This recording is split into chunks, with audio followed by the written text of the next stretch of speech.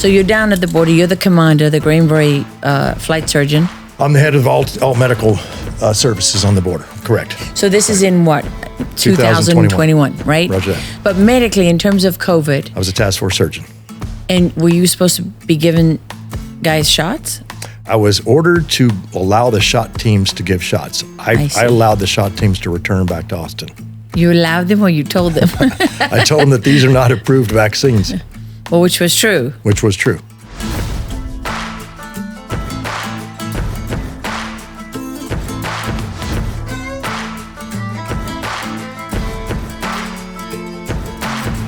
Welcome to Going Rogue with Lara Logan and our special episode for the 4th of July. My guest today is a man I know pretty well. I've known him for a few years. He is definitely not short on moral courage. Doc Pete Chambers, Lieutenant Colonel Doc Pete Chambers, Green Beret flight surgeon, who I came to know during COVID because he was the flight surgeon down at the border for the Texas National Guard, and stood up when it really counted, when nobody wanted to stand up, and defended all of those soldiers who did not want to get vaccinated, defended their right to refuse to be vaccinated, lost his career over that. So it is my pleasure to introduce him to you today, not as just the whistleblower or the retired lieutenant colonel. No, you've been making headlines and making trouble. Yes, Doc. we did. Doc Pete Chambers has just announced that he is running for governor of the great state of Texas, running against longtime incumbent Greg Abbott, which some people say is just plain crazy, Doc. Right. I watched the optics of the border. I watched the optics of the COVID response. Yeah. And I saw it from the inside and said, they don't match. Right. And that was, I wasn't a whistleblower on that, but I was in my heart, I was, until I was fired over doing informed consents, which then put me on a track of paying attention to what, because as a soldier, since 1983, I came in under Ronald Reagan, right, as a private, right? And all the way to 2022 when I got out of the Texas National Guard. You focus on the mission, right? And you know what an unlawful order looks like. And when you're given one. And you're talking about during COVID. Yes, ma'am. Okay, so let's go back a couple steps, okay? Sure. Why are you running for governor? Right. There are three main reasons. Now, first one, in the absence of leadership, leaders lead. Okay, but I would have never thought to go, well, there's a problem in Austin, I need to go be the leader. Never would have thought that until I was approached by a group of people, actually on Pentecost a month ago, and said, we brought you to this party. Are you enjoying your chow? We have a question for you. And I said, what's that? We've considered you the spiritual governor of Texas for a while because you've been standing up, but you're not afraid to talk about your faith. And so that's what I do. I'm a counter-human trafficking guy on the border. I work with a bunch of other great Americans. We're kind of new in the business, but we're catching up. Mm-hmm. We do humanitarian rescues. All right, so North Carolina, right? Fires in North Texas. Mm-hmm. And then we are Association of Ministries. So I'm in the ministry. And ministry is life, and life is ministry to me. But that doesn't say, well, I'm going to go run for governor until some people come to us and say, to me, and say, we want you to be the governor. I said, okay. Do you realize the Leviathan that we're talking about? Do you realize what this is? And one of the guys there, Robert Agee, he says, you mean like a Goliath? And I said, yeah, like a Goliath. Now, I know what they're doing. But I said, I got to pray on this, truly. And I got to do some feasibility studies. Meaning you're like the David and Governor Abbott is the Goliath. If we're talking about that, that's exactly what that would be. But there are other stories. There's a Gideon story. Gideon, he starts out with 30,000 troops, and he says, all right, I'm going to go fight these enemies of Israel. And God says, no, you're going to whittle it down to 300 by how they drink water out of a stream. Well, why would I go with less? To demonstrate my glory. Okay, now, back to reality world. Now for me, as I say, I'll take a week and I'll think about it, and then I'll look into it. So I go off and we do a couple of counter-human trafficking deals out on the East Coast and in central part of the states here. And along the way, I keep hearing this message like, you just tell them how you got here. This is me. This is a perception. I'm not hearing voices. A perception. Tell them how you got here. Tell your testimony. Because I prepared you for a moment such as this, Pete. Okay, now, A lot of people say, well, that's crazy right there. You mean you're hearing from God? Well, no, I perceive. And so how'd you get here? Your testimony. All right, I'll handle the rest. Now, I don't know what that is. I don't know what the win is, but I know I don't start a race to lose it. Okay, so now we're going into the world of, I've got to see if this is a reality. Because I know how to lead. I've learned that ever since I was a private, right? Well, and you spent 29 years, right, between active duty, the Guard, and reserves? Actually, 39 on my leave and earning statement, but that was active, reserves, and Guard, National Guard, Texas. I left 3rd Special Forces Group, 2015, came to Texas, and I immediately got deployed again downrange as a commander of Green Berets, all right? Went to Jordan and did missions out of there. I come back, and COVID's going on. I just come from another mission in Africa, and COVID's going on. I'm like, what is this? Well, and you're a doctor. And I'm a doctor, but, okay, my job on the battlefield is I'm a plumber, essentially. I stop bleeding under fire. That's what I do. I'm as close to the leading edge battle as you can get, and close enough to get in the way of things sometimes, as far as, fast-moving lead. But you were in a Purple Heart there. Yes, ma'am. I didn't move fast enough. Yeah. But there's a lot of guys that have these that don't come home. And when you're set your resolve to bring as many back, that's the same ideas that I operate with today. Same resolve? Same resolve. It has to be. Because if my troops, let's say on the border, doing informed consents, if they don't have anybody to interpose, to stand in the gap for them, then who's going to do it? The generals? I would hope they didn't. Can you explain what you mean by informed consent? Yeah. Informed consent is the good, the bad, and the ugly of any intervention that's done, let's say a shot or a surgery or advice. I have to tell you that this shot could do this or this surgery could do that. Here's your side effects. That's what informed consent is. But by Army regulations and by everything that is ethical, moral, and legal in the medical profession, you must do informed consents. But here's the caveat. In the military, we have this thing called regulations. Well, 460, Chapter 8, Paragraph 2. What does it say? It says emergency use authorizations, vaccines. It's a medical thing. All right? Yeah. If it's an emergency use authorization, must perform informed consent. Ooh, what does that mean? Well, that means, General, when you tell me to quit doing informed consents, I have to go by the regs. And then General, and I'm going to do a little play with you. Yeah. Doc Chambers. And I said, yes, sir. 2-star. Oh, wait. You mean you had one of your generals, one of your commanders came down? He showed up on the border. Right. Yeah. Because you were doing what? Informed consents. Yeah, but what, you were down there with how many soldiers? At that time, 3,000, we went to 6. I did every informed consent as they came on the border in groups of 500. And what were you doing down there with these soldiers? What was your mission? This is, our Operation Lone Star. We're protecting the southern border. Right. So this is in what? 2021, right? Roger that. So you're down at the border. You're the commander, the Green Beret flight surgeon. I'm the head of all medical services on the border. Correct. But medically, in terms of COVID. I was a task force surgeon. And were you supposed to be giving guys shots? I was ordered to allow the shot teams to give shots. I allowed the shot teams to return back to Austin. You allowed them or you told them? I told them that these are not approved vaccines. Well, which was true. Which was true.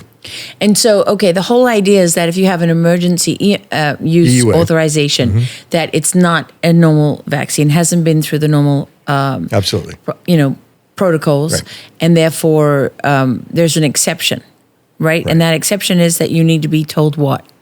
Well, you must have an informed consent, but you can have 2 different types of exceptions, if you will. Medical waiver. Yeah. Right? If there's a reason why they shouldn't have that due to the side effects, we didn't have that history yet. It's EUA. Or if you have a religious waiver, if there's something in the product that goes against whatever religious belief that they have. Yeah. Okay, so that's it. The command says to me, in writing, which was not good for them, if there's a medical waiver and they want a medical waiver, it'll be denied. And if they want a religious waiver, quote unquote, it ain't going to happen. Wow. In writing. That's illegal. Absolutely. Plus it's a caddy. But that made it into the court record in the Seals versus DOD case in Tampa at a circuit court just underneath the Supreme Court. I testified to it. Because that was when SEALs were, they had demanded. They wanted to have a religious waiver. Right, and they were denied that SEALs religious and a few waiver. Marines, yes. And they won that case. Absolutely won that case. Yeah. However, because the mandate came down, it took a while to fight that case. I was the first. It took years to fight Correct. that case, I was the first person to testify on the stand. We did talk about the Defense Medical Epidemiology Database, which showed that there was an 1,100% rise in neurologic disorders. They didn't want that entered into the case. They didn't want it. So it was a fight. It was a fight to get that in. And that was the data that you... Teresa Long had called me on the border and said, hey, you don't know about this.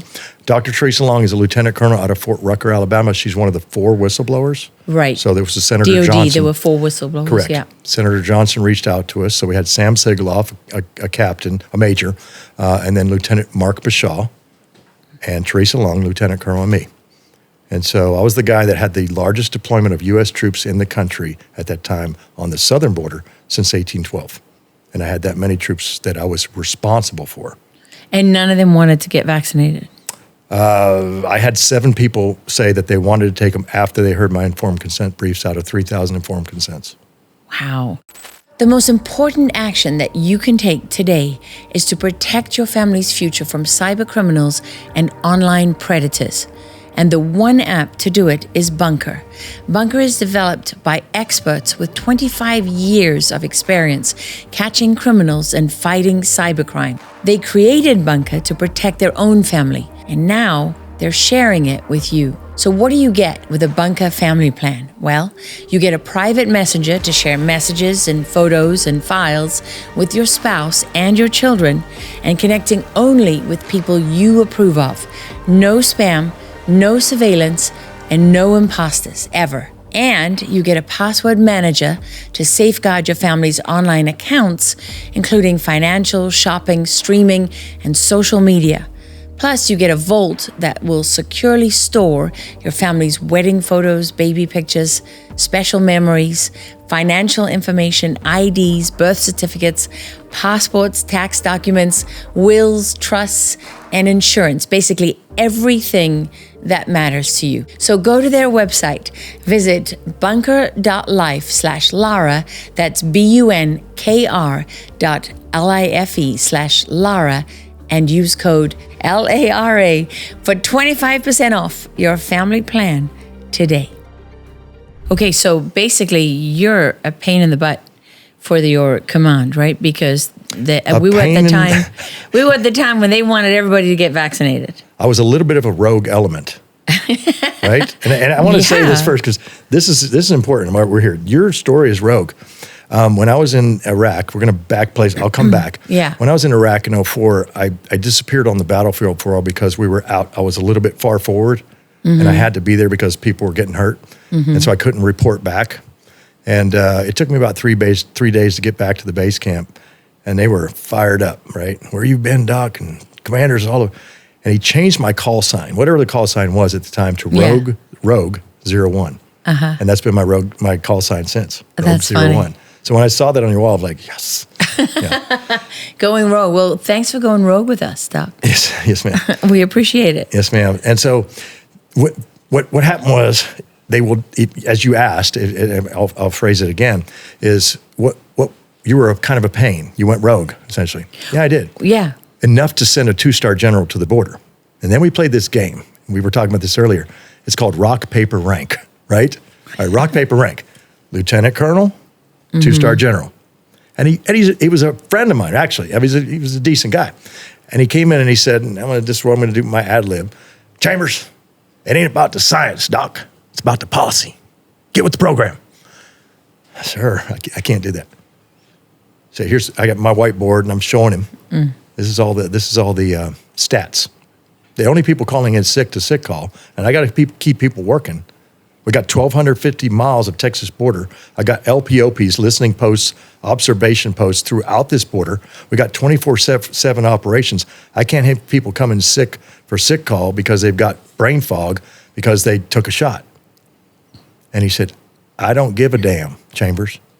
Get it done. I said, sir, that's an unlawful order. When you witness a 2-star general turn red and walk out and slam the door. Now, at the time, my mustache was out of regs. Yeah. And he got me. He said, well, if you're a man of regulations, what about that mustache? And I was like, sir, that dialectic doesn't fly here. I could talk this way. I got a lot of time with generals. But he did fire me. They did release me from the border. And when they did, they got a different doctor. And he brought up, I was below single digit shot vaccination percent. Yeah. And they went over double digits pretty quick. Damn.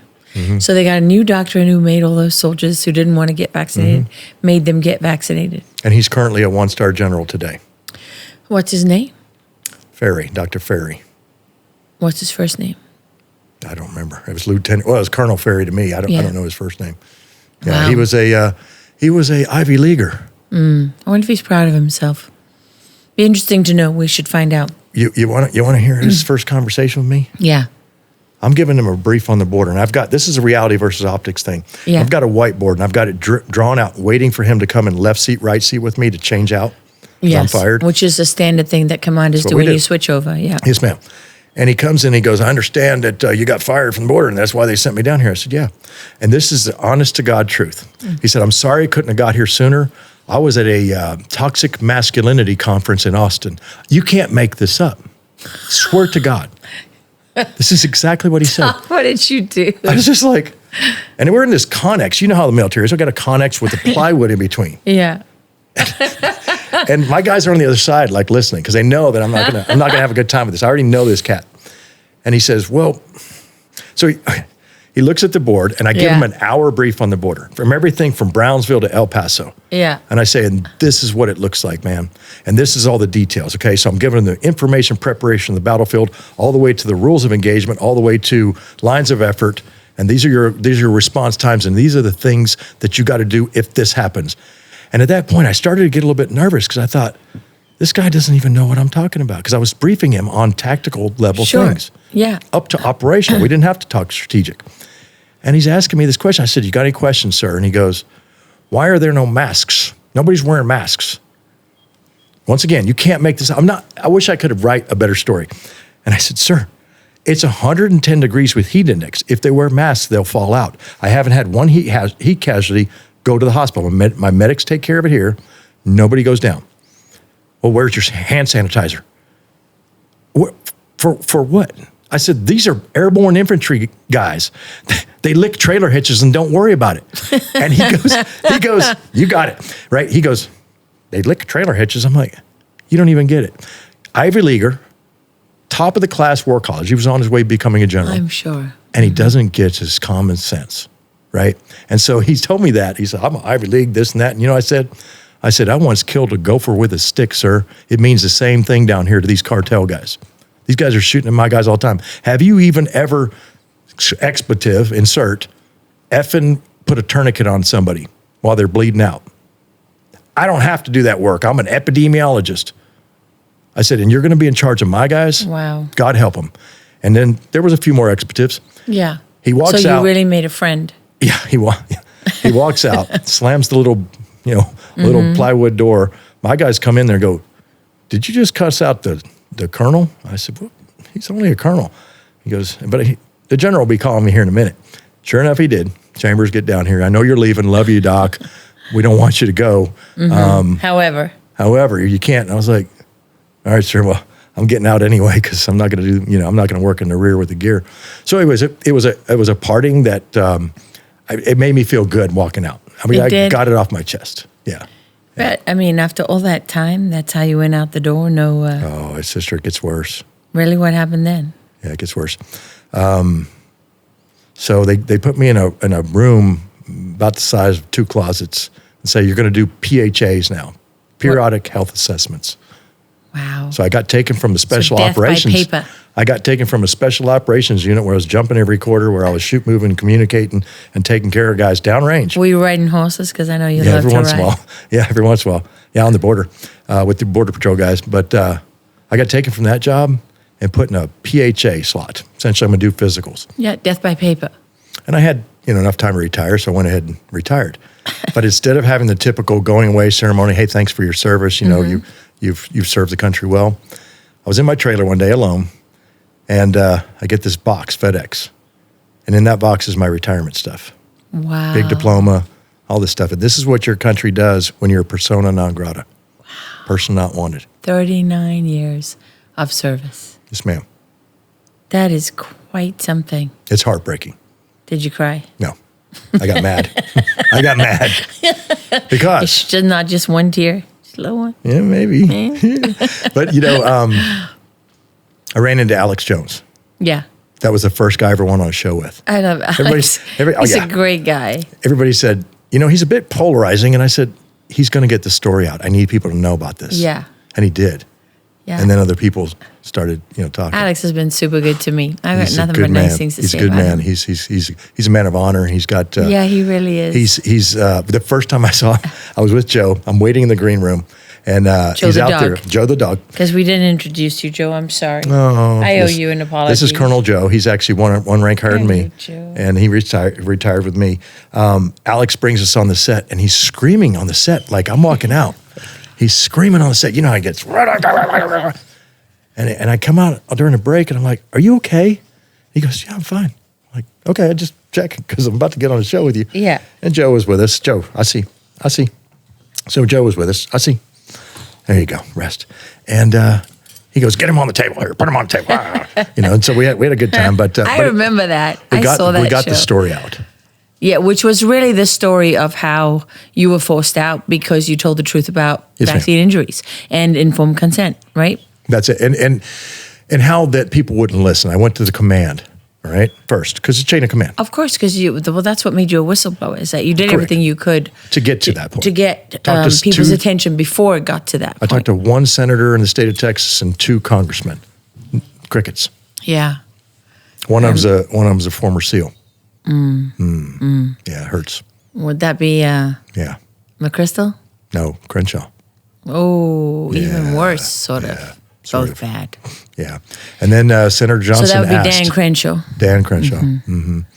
So I was there in the room with one of his BUDS instructors in Houston. He called him up while I was in the room and said, "Dan, what are you going to do with this?"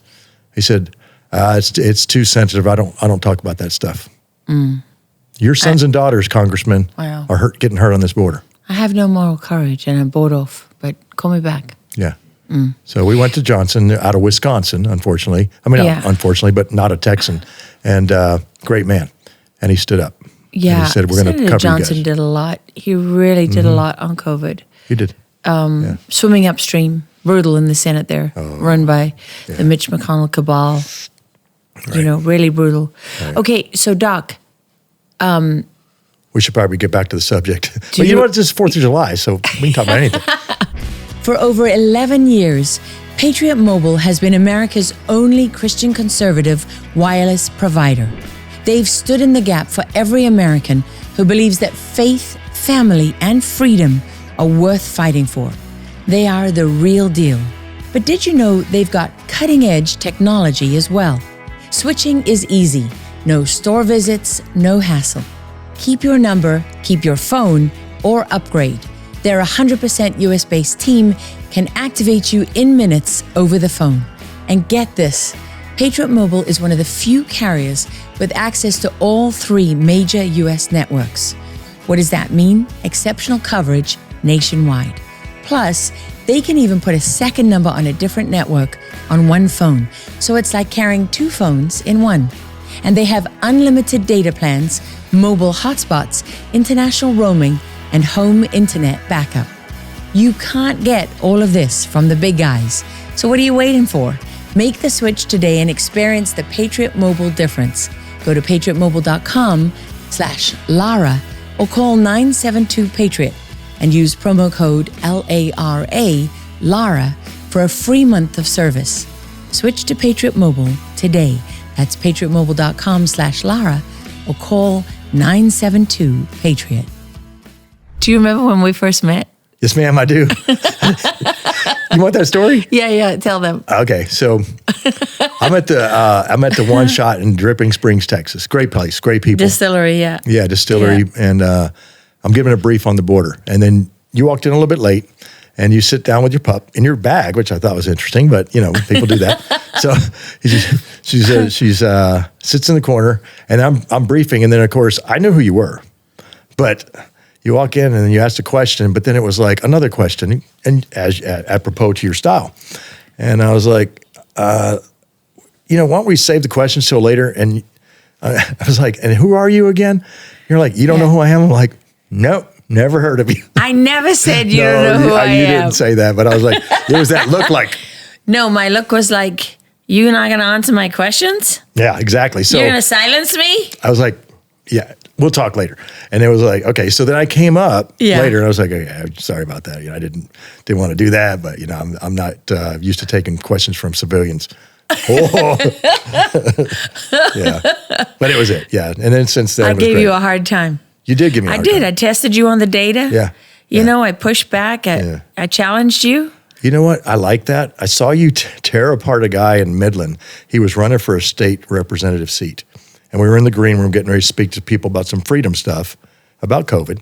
And he came up and says, hi, I'm Billy Bob, and I'm running for state rep. And you were like, what's your platform? And I went, well, America, I'm going to do good things.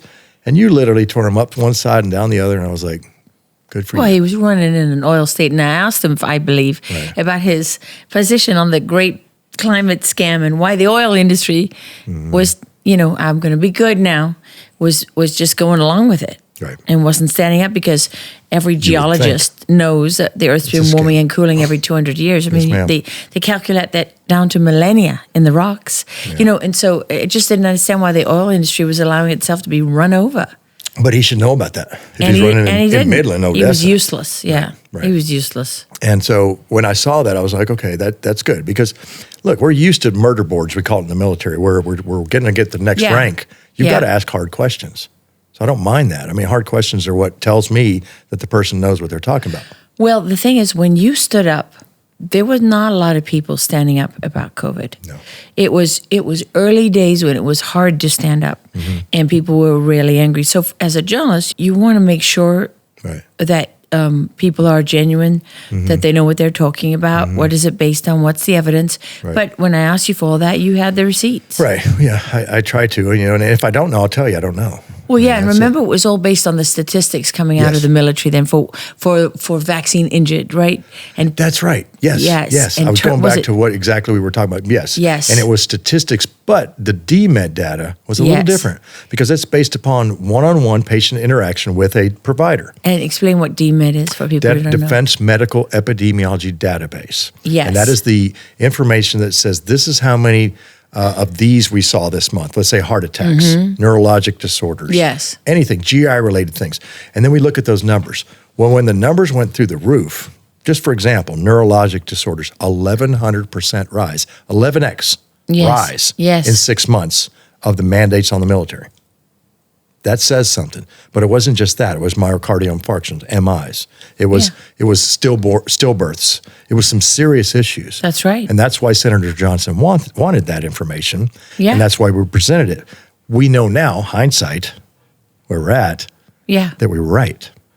Well, yeah. We took a beating over it, but we were right. And I challenged you because they were saying the DMED's data isn't complete and it isn't this and it isn't that and it doesn't match this data. And so, you got to make sure that the data's right because I've seen them manipulate data every which way of Sunday. You want to talk about manipulating data. Right. The DMED system went down 48 hours after Senator Johnson. Yeah, did the committee. And they called it a glitch. And they came back up, and you know what they did? Instead of having an 1,100% rise, they brought everything else up to match it. So it looked like we had not only a debilitated military force for the past 16 years, but there was no change. They closed the gap because there was normal. Yes, ma'am. And then there was all the spike in the data after the vaccine. And they just closed the gap by manipulating the data. Exactly what happened. Yeah, I remember when they did that. Just so profoundly dishonest. And I think there were a lot of people that were grateful to you for standing up. I mean, you were on the right side of history on that one, for sure. Absolutely. You got to wonder why so many people in power went along with it. I have speculations. 4 reasons why people do things. Number 1, money. Number 2, ideology. Number 3, coercion. Number 4, ego. Yes. Pick it, or it's a combination of them all.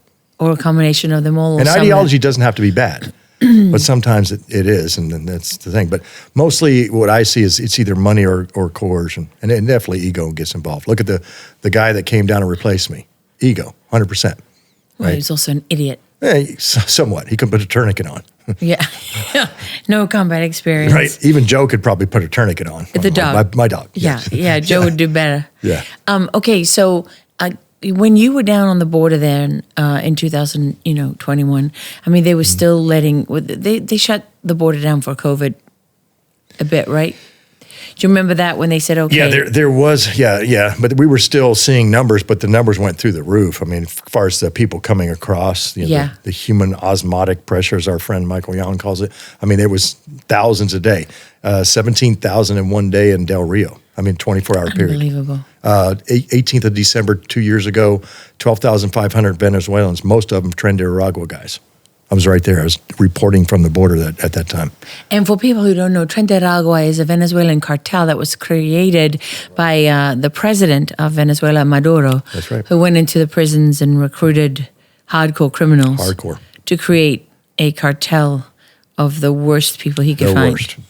Yeah, and send them into the United States with the backing of the government, but also working hand in hand with who, Doc? Del Sol, the Cartel del Sol. Right, the largest corporate. Yeah, who do they work hand in hand with? I mean, the Venezuelan government. Yeah, and their allies in Iran. Yeah, Iran. Iran. Yeah, absolutely. It goes back to Hezbollah. Hamas comes across.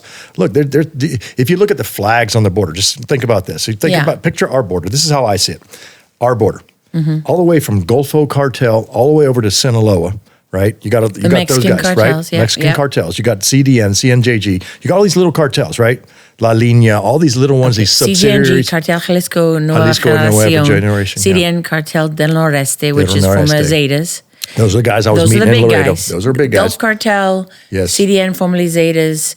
CJNG, most violent. Most cartel, but most violent. Sinaloa, the oldest. Kind of the biggest. But they're kind of mafia-style guys, Yeah, and of course they're divided up with Los Chapitos, which were the sons of Chapitos. So the different factions within Sinaloa. Yes, and so when we're looking at that, and the guys that I was looking at across the border, from where I was at, in Roma, Texas, Miguel Alemán is on the other side. I spent a lot of time in Roma. Okay, so contested piece of because it was always Gulf Cartel, but then you had the Zetas moving in with CJNG. Every night. You can watch 4th of July down there every night between the two factions. You've been down there.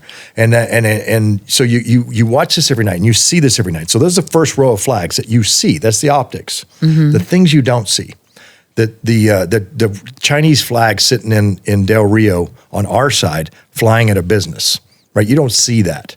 But yet, when the entourage came down from Austin to look at the 17,000 Haitians and do the photo ops and say, "Good job, soldiers, for holding the line," me and Joe and 39 other guys when they first showed up, and however many DPS guys, that was a long few days, right? That was a fight just to keep them occupied in the area under the bridge. I mean, you remember the pictures. Yeah, under Joe Biden, when there was sort of over 12,000 Haitians that crossed, and Haitians were right there. And they were all being processed under the bridge there, and they got rid of them as fast as they could because that moment exposed what was really happening on the southern border. Correct. Because they were all gathered there in one place at one time, and it was chaos. It was exposure. But they had been, the strategy of the Biden administration was to move in through as quickly as possible so that no one ever saw. Controlled flow, as Mayorkas said, to control flood. Controlled flow to control flood. To flood. And that started in the Darien Gap in Panama. That little piece of land doesn't have roads. Yes, all the way which leads straight to the southern border of the United States. Yeah. Yes, ma'am. Yeah. And we've both been there. I've been there. You've been there. I haven't been. Michael's trying to keep getting me to come down Michael there. Yan, who's a great journalist and a great friend. As a guy that needs to understand this border, I'll go down and look at it because I do understand it, but I need to see the nidus of it. So you look at these flags once again, and then behind that you see a Chinese flag, and that's the precursors and things of fentanyl. And then you see another flag, World Economic Forum. And then you see another one, UNESCO. And then you see another one. I'm seeing these flags. I'm looking at who's the enemy out here, right? Because you got to look deeper than the first order effects. You have to look at second, third, fourth order effects. Of course. And then I got to look at who's behind me and behind our border here, right? Yeah. So I look at the Chinese flags that's in Oklahoma, right? Well, what do you mean? Well, the pot grows that are going on in Oklahoma when they're buying the land. Or the Chinese police station operating in New York City. In New York City. And many other states. Yeah, coming to a state near you. So I have to look at those things because I'm looking at who infiltrated across on our watch when we have hundreds of thousands of gotaways, right? Yeah, so who did infiltrate on our watch? Exactly, who did. So we got Chinese infiltrators. We know we've got Hamas and Hezbollah. We know that there's been things that have come across those borders where people might have been paid off at ports of entry. I can neither confirm nor deny. Absolutely. I can neither confirm nor deny that they were paid off, but I know they came through. Yeah, well, I mean, if they came through, they were paid off. They were paid off. There's no other way for it to happen. But I don't have the receipts. I'll get those. Yeah. Yeah, I'll well, get 'em. especially if you're elected governor. We'll have the full weight of the state of Texas behind us. What would Yes. be maybe the 17th to 20th largest military in the world? Texas alone. Well, yeah, and people really don't understand that about the Texas military, right? I mean, they think, most Americans Right. just think of the United States military. How much of the armed forces are based here in Texas? We have I don't know the numbers. We have divisions, right? Most states have maybe a battalion or maybe a company or two. Smaller states, Yeah. we have 2 companies of Green Berets alone and a special operations detachment. We have an airborne brigade. We have divisions of tanks. We have divisions. We have our own Air Force, National Guard, Air National Guard, with fast movers, right, and tankers and other things like that. So Texas is robust. It has the capacity to do it. And under Title 32, which is the state, the governor's the commander-in-chief of that. For the Guard. Title 32 for the Guard. But if they get activated, they're Title 10. But we also have a Texas State Guard, which is it's technically it's a militia. And the Texas State Guard right now is a civil affairs unit. It would make William Barrett Travis roll over in his grave because it started at the Alamo. And now it's a civil affairs unit. Well, in a civil affairs unit are the people that go out. It's the anthropologists and the PSYOP guys handing out soccer balls and candy. Yeah, but it's also humanitarian assistance when there's a hurricane. So Right. those guys go down and hand out sandwiches. But if you have a robust ability to do that, would you not turn it back into a force that has some teeth into it? Because that's what I would do. Well, hasn't Ron DeSantis done that in He's Florida? done it, absolutely. The Florida State Guard? He's got a special mission unit right now. Well, so why you'd think Texas would have that? Well, that's coming soon. What you mean if you're When elected? there's a new governor. When there's a new governor? That's right. Okay, some people will say you don't have a snowball's chance in hell. Abbott's been there so long. He's so been there 3 entrenched. He's terms. got all the Right. rhinos. He's Right. got the establishment. He's got all the money behind him. He's got the party behind him. He's got it all. Why would you think that you can win? I have to walk out this block knowing that I can win. That's the only way I run things. But I don't do it without informed consent, if you will. And I've had a lot of people that know what they're talking about saying, you do have a chance. It's not a snowball's chance in hell. You have a chance. But it has to be grassroots. I don't want to give away strategy and tactics, but I'm going to say this, that if I mobilize the 1.5 million veterans in the state of Texas alone, who don't typically vote, unfortunately, most veterans who fight for it and bleed for it don't typically vote. It's just, I don't understand it. But if I mobilize that alone, the last election primary with Alan West and Don Huffines and the current governor, roughly 2 million people voted at that primary. If I get 1.5 or I get 1 million veterans in the state of Texas mobilized, it's done. And if they know, they understand like I do, if you smell what a color revolution looks like, if you smell what a Marxist overthrow from within looks like, a 5th generation warfare game, which has nothing to do with kinetics. It's not a shooting war. Pray we don't get there. But if I witness that and I think that this is happening to this country, a slow color revolution or a revolution from within, what did Stalin say he would do to America? What did the Chinese believe in their 100-year-long game war with us? What do the cartels believe? What do the cartels believe? What do the Iranians believe? Exactly. They're going to take the Americans down from within because what we have allowed to happen is what I look for as an unconventional warrior, I look for a disenfranchised populace. That's what I look for. And it's happening to us. It happens every time a kid decides, hey, I'm going to go do this and be affected by whatever drug or by whatever thing that's out there, and it doesn't give them a purpose. We've got to have purpose for these kids, and we're talking about the tactical level of this right now, but at the geopolitical level, where the action arm of the puppetry that takes place when they pit us against each other, they win because in a Hegelian dialectic, as we know, you take 2 sides, you oppose them, and you synthesize something while they're arguing. All right. So if I get you to fight each other, if I get you on a race card or a religion card, and I focus you there, look, all of these people get along downrange, right? They get along until some government comes in and disenfranchises them, sets it up for a revolution. Sets the conditions. See that, the conditions for it. It's a military operation. Set the conditions for. And XYZ. Right. You're talking about a color revolution kind of thing, right? Yes, ma'am. Okay, but let me ask you this. You know at this point, you've been a whistleblower. You had an exemplary career. your military career was beyond reproach. They fight dirty. They sure do. Are you ready for that? Mm-hmm. That's a good question. The first time I went to combat, very first time, that first one for me was an ambush. 3-vehicle convoy. I'm in the center vehicle. My truck blows to pieces. And my friend is all over me right now. And he's on my wrist right here. He saved my life that day too. All right. This is a complex attack. I had to make up my mind. What am I going to do tomorrow? Now, as a surgeon, I could hide in the base all day long. Am I going to continue going out? Am I going to be willing to take the hits?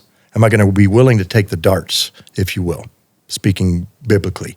If I'm willing to do that, then am I going to worry about what man can do to me? What words can do to me? I mean, they can't kill me. So I have nothing to worry about in that regard, because a principled man or a man of God, in the case, I would hope that I could emulate that. When they witness something that is tyrannical, or something that is wrong, or something that has been absconded with from out of our Constitution, and read the Texas Constitution preamble sometime. It talks about the Creator, a nation, a republic under one God. All right, that's the level that these founders of this Republic of Texas, this state now, wrote. If you believe in those things, then are you not willing to step in that gap and say, you know what, I'm willing to take the hits? And that's a tough place to be, because I don't want to be in that arena. I'd much rather be out there in the shadows, with the Basel Bozes and the Sawyers rescuing kids. But when I can You mean Craig Sawyer and Boz from Association for Recovery of Children? Sawyer, yeah, those boys. Guys who are really on the front line doing real work to rescue children. One of my guys was out with Boz's guys last week, so they're out doing stuff. So we've combined this into like a task force, really, behind the scenes. But I'd much rather be doing that personally. Yeah. I don't want to be in this arena, but I have to be in this arena when I have people asking me. Then I look at it, is it feasible? And then I get phone calls from people that I know are important folks saying, I think you might have a chance, but this is what you got to do. Who's going to come harder for you, the Republicans or the Democrats? The cowards. The cowards on both sides. Insert the Republicrats, right? I mean, who's harder, truly? The Republicans. Democrats are going to have to deal with what they got. I got to make it to March the 2nd, the 2nd. No, the 3rd. March the 2nd is the Texas Independence. The 3rd. So the Independence Day is going to coincide with roughly by a day with this primary. But the primary is primary. We've got to get through that, because if we don't, look, they asked me, do you want to run as an independent? And I was like, I've been a Republican my whole life. Why would I do that? Yeah. Well, you realize that doing that, you're going up against the incumbent. Well, why don't you run for lieutenant governor, Pete? It's the easier one. Dan Patrick. You can beat him easily. No, he's not the executive. I want to be the executive, because that's where you execute. That's where you are the commander-in-chief of all Texas forces, DPS, Department of Public Safety, and you execute. I can't be as a legislator or something like that. But as a commander-in-chief, I can do that. I know how to lead. It's a thing that I've learned. I don't know anything else but that. So Texas is, everybody says, so however Texas goes in the election, the rest of the country goes, right? So they say that if there's a Democratic government in the state of Texas, that you're not going to see another Republican administration for 100 years. People have said that. Political wonks, and they've said that for a long time. And a lot of people think Texas is, solid, safe, red state. But there's been we know the difference, yeah. There's been a very effective revolution taking place, not in the hearts and souls of the average Texan, but in the halls of power. Right? Halls of power. Right. That's very true. So and how close is Texas to falling? It's purple in my mind. I have to look at it that way. It's kind of a combination of the red and the blue, and it's enclaves of that throughout the state. Austin and Houston, in certain neighborhoods. Houston is like 5 cities unto itself, and cultural wise as well. Dallas, Plano. I mean, we got a lot of different cultures, different flavors, but very, very liberal leaning. But our legislature, who you would think with the majority to be in the Republican side of the House, they haven't voted much in with regard to a Republican conservative value type legislation. No, they have not. We got a tomahawk steak as a state steak of Texas. And I'm a glad we did Bangladeshi that. day and a Yeah, right. Pakistani day Yeah, and yeah. all kinds of other things Yeah. that the most Texans do not want. Do we have lower property taxes? No, that we did don't. not get through. No, we didn't. You know what the Constitution is? I would believe the state constitution would agree with me on this, or most people would. Yeah. If you abolish the property tax in the state of Texas, you'd be doing the right thing. Yeah. Well, it doesn't make sense that you have to pay taxes twice. I mean, people pay tax on the money that they used to buy their property. Why they have to pay tax again? It's a lien. to have their property. Yeah. Here's a little bit of trivia that most people don't know. This state has a patent office, the GLO, this Government Land Office. There's a patent office in this state, and it's in Austin. Yeah. Every other state, for the most part, maybe a couple others, reside up in the Northeast near DC. Why is this state's patent office here? Why? Because in 1845, when there was an agreement made as the annexation of Texas to the Republic, Yeah. not to the Republic, to the United States of America, when that took place, that was one of the agreements. We will maintain our land patent offices here. And also our armored division. And all stock those exchange, good things, right? Electrical grid. The grid, all these right things. to fly the Texas flag at the same height as the American Yes, flag. ma'am. Yes, ma'am. So if that's the case, then that means there's a reason for that. Is that this is a sovereign piece of ground, as all states are sovereign. We're not a Commonwealth of Virginia. Nope. We're not a somewhat communist state of Maryland. We're not anything, right? No. We are a republic, right? If we can keep it, just like Benjamin Franklin said, talking about the United States. Now, on the July the 4th, I believe this is a significant day. I've been hearing rumblings about the old Constitution coming back. We'll see. You can't believe everything you hear out there online. Can't believe most of it. Most of it, but we'll see. And if I'm not speaking prophetically here, I'm just watching the tea leaves. What do you think is the greatest threat facing Texas today, or the top three? Top three is going to be the physically the infiltrators that have come across that border, because I know too much. I don't want to scare people, but it's just a fact. If there was a day, or if anything were to come in, or some kind of insider attack, I've got to be that guy to worry about that. That keeps me up at night, right? That kind of thing. And you saw that with your own eyes? With my own eyes. Absolutely. So paint a picture for us. What did you see coming over that border when it was open? Well, I was there when the TDA came across. Tren de Aragua. And I followed them, and my team was put on them so we could figure out where they were going. They went straight to downtown San Antonio, to the convention center, and it looked like a LinkedIn job fair with cartel guys driving up, picking them up. We imported them. We helped to facilitate moving them in. And here's another thing. I love the tongue-in-cheek stuff, and I'm going to try not to bash too much, but some of it's just plumb ridiculous. When Abbott says, I moved everybody to Martha's Vineyard or to Chicago, I put them inside these illegals. Ha, ha, ha, we moved them in. You aided and abetting in transferring of trafficking of human beings. That's essentially, we gave you a free ticket to move you on in even deeper into the interior of the country. That's not okay. It's not okay in my book. As the governor, if we are on a war footing, and you did declare an emergency on the border, you've done that for a long time now. They do have an FTO designation, a foreign terrorist organization designation, which Dan Crenshaw was against, by the way, even though he's changed his tune since. But I released the document in which he recommended against that designation. I disagree with Dan Crenshaw pretty much 99% of the time. So yeah, I'm with you on that. So the point is, what else did you see coming over that border? Okay, so yeah, we have to be careful with this one. Hardware.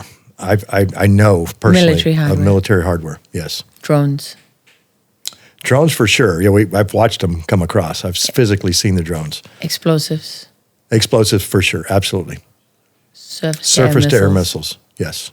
Not in the U.S. Not in Texas, but the information came to us about another state where they came across as a port of entry.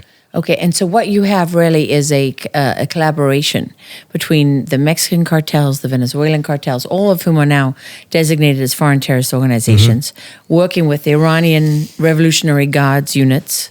They're docked in Venezuelan passports, yes. And the CCP, Chinese, facilitating. 100%. It's harder for them to hide when they come across, but they do.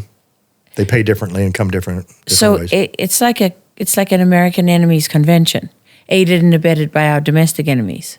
Aided and abetted by that, and then aided and abetted by certain individuals on this side of the border that are American citizens that are in positions of power. Can you name any of them, or you don't want to? I don't want to right now because we'll investigate those things. Okay, I know enough to know which way to go. Well, let me know when you're ready to name them. Oh, we will. Okay, so the border is one of the big threats. Yes. Physically. And then what else? Two more. Agricultural industry in the state of Texas. The cartel are tied in with taking the money that they're making from the human trafficking, which we know. I think 1 month on the border, we estimated that CDN alone made $400 million just on human trafficking. One cartel. One cartel. So that's just 1 month. Wow. All right, now that was a big month, but bear in mind, that was a big month. But we pay attention to those numbers and we look at these things because we have to estimate what's coming down the pike. That's crazy money. Crazy money. So what are they doing with it now? They're investing in Mexican agricultural things to change the demographics, if you will, of how much money is flowing into Mexico from the U.S. as our need for things grows. And as we watch what's happening on this side. Now I'm going to back up a little bit and say what happened during COVID because we have to understand this. The largest meat packing plant in the country is in Tyson's meat packing plant in Amarillo, Texas. I was ordered to take my troops to go up there to basically shut that thing down by doing PCR tests on people. Well, what does that have to do with any of this, Doc? Well, I'll tell you what it has to do with it. PCR tests are not to be used that way. I'm talking about the swab in the nose. No, because even the guy who invented the PCR test said everyone's going to test positive because it wasn't designed for that. It wasn't designed. It's a confirmatory tool. That's what any ER doc would tell you that. I was an ER doc. So we know that. But the point of it is that we go test everybody and they meet the threshold, they shut it down. The next thing, Jimmy Dean in Gainesville, Texas, they get shut down. Yeah. The next meat packing, the next one, Yeah. right? I Until know, somebody got smart and said, hey, guess what? If you want to stay open, tell your people to call in sick tomorrow. I don't know who that person was, but I know that information got out. So then we keep the next meat packing plants going because they were shutting down the meat packing plants. Exactly. That's why the price of meat went Bingo. up. But the farmers didn't get any more for it. The consumers just had to pay Guess what more. the farmers had to do? They had to sit on the cattle they had because they were backed up at the stockyards. So I have a relative who's a USDA meat inspector. And he told us at the time, he was going there to inspect and there was no COVID. Said, I don't know why they're shutting down the plants. There's no COVID. There's no COVID. I was there. Well, there was a plant where they had two workers, one who called in sick because he was sick and one who called in sick because his son was sick. And that was it. They didn't have anyone there with COVID, but they shut them down anyway. So now we marry this up with, okay, they shut it down anyway. We married up with now where we're at with the current question, which is, what are the cartels doing? Well, they're plussing up the Mexican side. That then increases their GDP, if you will. You mean the supply of beef and agricultural so goods. that they can then move things into this country. And we become more dependent. And we are dependent on them. Yeah, so it's no longer domestic American beef. It's now, Correct. Mexican beef or Brazilian. There's a lot. And this is why they're so opposed to mandatory country of origin labeling. There you go. Where they want, the agricultural industry, American farmers, especially, beef farmers, they want it, that you have to state on there where that beef comes from, because people who want to buy their American beef, they want to know it, but they don't want it. The cartels and all the people aiding them, they don't want it because they're selling it as if it's American beef when it's not. Bingo. So that's number two, the beef. And look, you can ask anybody in the Texas-Oklahoma Cattlemen's Association, and they will agree with me. Many people went to ranch to table after that, which is great. You can get your beef directly. Sure. We can get some good, clean beef. That's important. Yeah. But when you have USDA coming down and then adding more things, when you screw worms and TB, that's right. Cattle, screw worms that came up from Panama. That's right. So we start looking at these things and we start forecasting. We talk to smart people like Dr. Vickers, veterinary medicine guy who understands this stuff. Him. You know him. Down in South Texas. You know him. So he's a great man out of Falfurrious, right? He's great. Great man. He's done a lot of work on this. A lot of great really stuff. has. I love that man. Hey, Joe. And he's been there a while doing this. Joe, rest. He's fine. Yeah.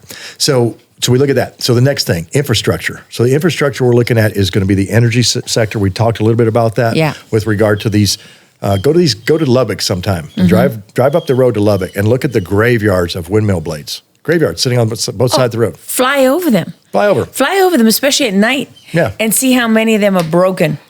Right, broken. Yeah. And by the way, I was down in Mexico with a Joe, lot of hush. in the Mormon community, and a lot of them would come up to Texas to work, Yeah. because they couldn't make money, a whole lot of money living down there. And what was two of their jobs? One, picking up dead birds, right, from the windmill farms, and two, hauling off those ginormous wind turbines that take what to make gas? They take what to transport gas? They take what to destroy gas? The cost benefit analysis. It doesn't work. It doesn't work. It doesn't. I just drove through Port Arthur and Beaumont the other day, coming back in. And you know how many refineries are shut down over there? Right? 2/3. Wow. 2/3. It takes 5 to 7 years to restart a refinery. Okay, that's the estimate. And once you shut it down, it takes a while to prime it again and get it going. You got to do a lot of work. Well, if we're supposed to drill, baby, drill, and I thought it was awesome when President Trump said it from the rotunda and the inauguration, drill, baby, drill. I was outside going, yes. You can't drill in Texas and have energy independence if you can't refine. Yeah. Right. Mm-hmm. So that's the problem set. So there's a rate limiting step that's in the mix. So we've got that's a big thing for me is energy in Texas. Independence is important. We got our own grid, and I get it, but we also have to be energy independent in fossil fuel. Well, look what happened during the winter storm in Texas a couple of years back. That was rough. Texas ran out of gas, and that was when everybody found out that they had neglected the gas industry. Right.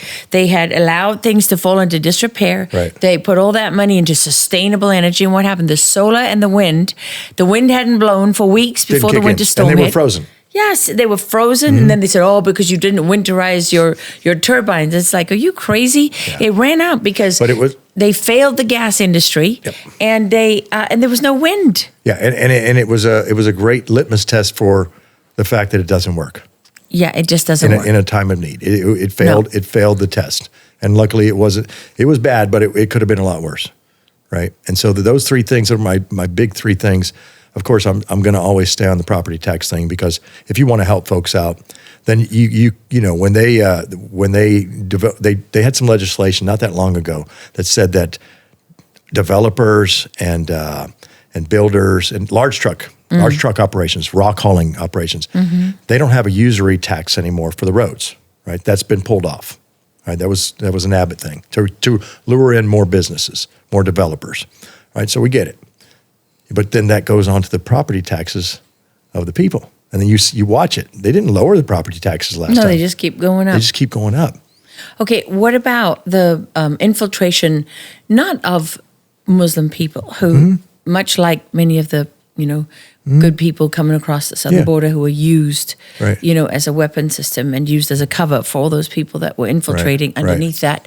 I'm talking about sort of the political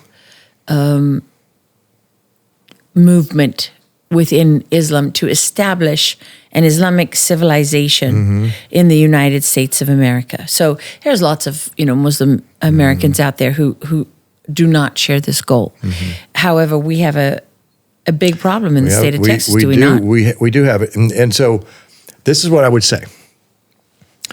While I'm running for this office, let's me and you go meet with them and do some conflict resolution. And here's what I mean. I want to hear from you, Mr. So-and-so. You're running this city. I want to hear from you because if I'm the governor, you're going to be the guy that you're going to have to negotiate with. And you don't want to be doing something against the Constitution of the state of Texas, nor the U.S. Constitution, because it's unlawful. You can't make your own laws here. I want to hear from you because I'm going to do that now because then I can come back to people that are saying this. What I don't want to see is somebody using that to create dissension. Because then it goes back to our disenfranchised populace, okay? But also, in speaking to my former interpreter downrange, a friend of mine, I called him not that long ago when this was happening. I said, what do you think? Now, this is a Muslim guy from Afghanistan who's an American citizen now and has fought side by side with our guys to protect our Constitution. Muslim guy who voted for President Trump. And he said to me, that's a sect that you're talking about, and they're wrong.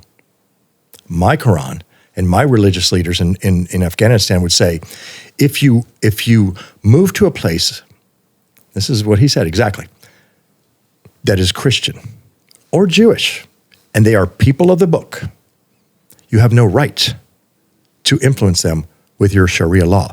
So this is what he went on to say. And I love this guy, Sammy. He said, if they want Sharia law, tell them to move to Syria and hang out with the ISIS, or to move back with the Taliban, and they can have Sharia law. Not here, not in my country. So how do you stop it? So how do we stop it?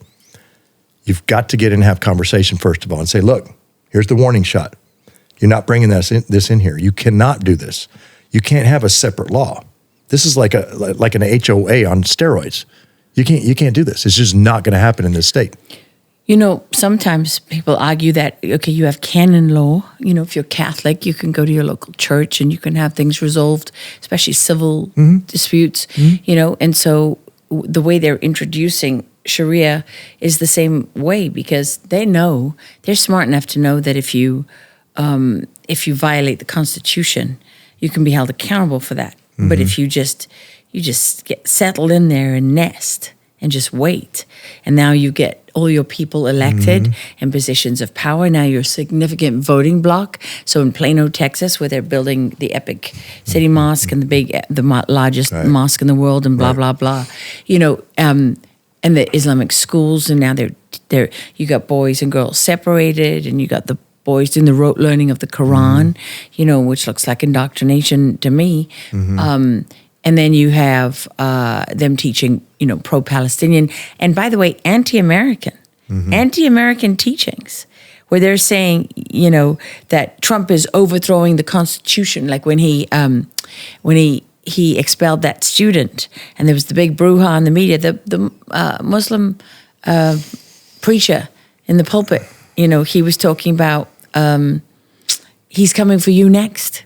You know, he's going for visa holders next. He's coming for naturalized citizens. He's coming for every one of you. Yeah. I mean, this is incitement. Yeah, we have to look at what's happened to London. We have to look at what's happened to France and Paris. Yeah. We have to look at those things and say, this could potentially be here. So we have Italy, Spain, France, Athens, Greece. I've seen it in firsthand. Holland. Oh yeah. So if we do that, if we allow that, we have to hold the line at if you're indoctrinating, you're done. It has nothing to do with your faith. If you're indoctrinating to join the Trinidad Aragua gang in San Antonio, you're done, right? You're done. You're not doing that. You've got to shut those things down now. Time now. But I will still walk in there. I'm not being facetious with you or without you. I would like, you know, to be able to expose this if we walk in and say, this is not going to be authorized, just to let you know. We're giving you a chance. Last question, and we're definitely going to have you back and keep an eye on this race. But yes, ma'am. Joe Biden pardoned Anthony Fauci. He did. In theory, right? We don't know who really pardoned Anthony Fauci because of the order of pen. But nevertheless, he has this pardon that protects him. Is there anything you can do about that? If the elements of the law that are required for a felony, bodily harm, death, you know, we're talking about capital crimes, crimes against humanity, things that fall within the confines of the Nuremberg Code. If these things are met, the elements of the law are met, then a felony warrant can be written by the state of Texas through the Attorney General's office to go after that perpetrator. Now, we say they're innocent until proven guilty. We say that. But you have to still extradite. You still have to come in. If you come into the state, it'll make it easier for us. But either way, we have to look at this and say, because I personally know, you know, I know the details of this. I have the receipts on this stuff. And you just had somebody on earlier that has the receipts on this. And we will work together. It's not just me and him. This has been years of us working on this to show that we meet the merits in order to achieve a felony warrant, and then he will be arrested and brought to Texas. Now, I say Fauci. I said it the other day, and that went a little viral. Not my intent. That was just me speaking truth. I'm a man of my word, and we will do that. So you're going to go after Anthony Fauci if you're elected governor? Et al. And anybody else. Not just him alone. Not just him alone. People who are involved in crimes against humanity. Absolutely. Which is COVID, really. Which is, yes, the pandemic, if you will, or COVID, yes. It's anything having to do with anything that ends up with bodily harm or death upon any person. And then we also have to look at other effects to that. And if you are looking at crimes against humanity, you're not bound by the pardon? No, we're not. No, we're not. Not as a state. Now, federal, yeah, they're bound by it. I argue the pardon, but that's me. There's the pen thing and all that. I'm not going to worry about those details. I'm just looking at it from the state of Texas. If there were people in Texas that were harmed by it, and I know there were, I was witness to it on the border. Mm-hmm. My first one, a 27-year-old myo and pericarditis, great soldier, Ranger, out of the military now. The heart of a 78-year-old with congestive heart failure. Good Lord. 27. And that's just one. I mean, there's so many more. We'll take care of them as well. That's another thing we got to work on is the. Well, a lot of soldiers are getting screwed right now. Well, because that was a state order mission, so they the don't Texas have the Guard, all the Guard soldiers, they're not getting reinstated. No, they're not screwed. getting their previous rank. They're having to go through and qualify again, and now all the guys who took the shot and stayed in, they're ahead of them. Right. Oh yeah, that's exactly what happens. So that needs to be made right. Right. If I were to go back in, let's say I went back in right now as a lieutenant colonel, well then I would be, in the same army as the guy that jumped on it and made people take it and is now a brigadier general. Yeah, and he'd be your boss. Yeah. Which is wrong. Which is wrong. Okay, Doc Pete Chambers, what is your 4th of July message for the great state of Texas and the United States of America? Texas. Fellow citizens and compatriots, we are besieged on all sides. Now, in this case, it's not the enemy under Santa Ana, but truly, this is a call to action. And then William Barrett Travis wrote this letter, the Travis letter, from inside the walls of the Alamo on the 24th of February, 1836. Little side note story. I wrote that thing in at least 6 downrange locations: Afghanistan, Iraq, Syria, Jordan, and some other places, Pakistan. I wrote it on the walls with a Sharpie. I wrote the Travis letter out because when you're inside of a place like that and you're completely surrounded, you feel like you're at the Alamo. But because of respect, but I wanted someday some soldier to come along. I wrote it on a wall where there was Russian writing, where they had fought in a big Russian fight in Afghanistan against the Northern Alliance, the Mujahideen. And then here I am writing it 20 years, 30 years later on the same thing where a Russian soldier wrote something, and I wrote the Travis letter. And it goes on to say that I beseech you, everything that is dear to the American character, to come to our aid with all dispatch. Now, we're not in that dire of a strait just yet. I don't ever want to get there. But we've got to have leaders to step up right now and come to our aid. Not just people of Texas, but to, as he said in the very opening of this letter, to all Americans in the world. And then he went on to say, victory or death. William Barrett Travis, Lieutenant Colonel, commanding. P.S. God is on our side. That's what I'm going to say on July the 4th. And as a man of faith, that's something you take to heart. Because I know you. I know how strong your faith is. It's what caused me to jump out of the door of the plane with the green light and not be able to go back into and turn around and say, I'm not going to run. I'm using a metaphor of a paratrooper, You see that green light, you go out the door, we can't go back. No, we got to get to the drop zone. And right now, I'm on the drop down zone. I've picked up my chute. I got it at the rally point. It's hidden. I'm putting on my 120-pound ruck, and I got to walk 50 miles to the objective. In this case, maybe 100 miles. Yeah. But it's okay. We'll go all the way to the end. We'll go all the way to the end. Here's a funny note, and this is a faith thing. We started with $1 in our account. $1. Now, we're getting donations now, and it's coming. But that's to demonstrate the impossible can be done. The David and the Goliath, the Gideon, whatever it is, whatever people believe. But I believe that demonstrates the power of the glory in the Lord, of the Lord. That's a real grassroots movement. That's a real grassroots. Yeah. Well, I wish you luck. We'll be, I won't be giving you a free ride. I don't expect it from you. No, ma'am. Yeah. Thank you, Lieutenant Colonel Doc Pete Chambers, very much for sitting down with us. We wish you a great, happy 4th of July. Yes, and keep us posted on how it's going. We'll be keeping an eye on you. I will. Thank you so much for watching, for Going Rogue with Lara Logan and Doc Pete Chambers. You know what to do. Like, share, subscribe. If you enjoyed the podcast, you can support us. Send us whatever you think it was worth. And if you want to support Doc Pete Chambers' campaign, how do they do that? DocPeteChambers.org. DocPeteChambers.org. DocPeteChambers.org. Happy 4th of July, everybody, and God bless America.